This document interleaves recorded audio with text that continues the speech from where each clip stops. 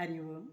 ఇంటియాలు విడిచి ఇలజార కాంతల వెంట తిరుగువాడు వెర్రివాడు, పంట చేను విడిచి పరిగి ఏరిన ఎట్లు విశ్వదాభిరామ వినురవేమ.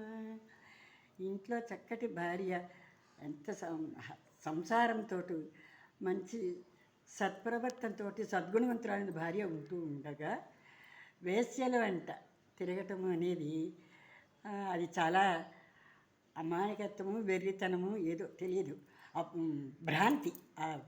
ఆ భ్రాంతిని తిరిగేవాడిని.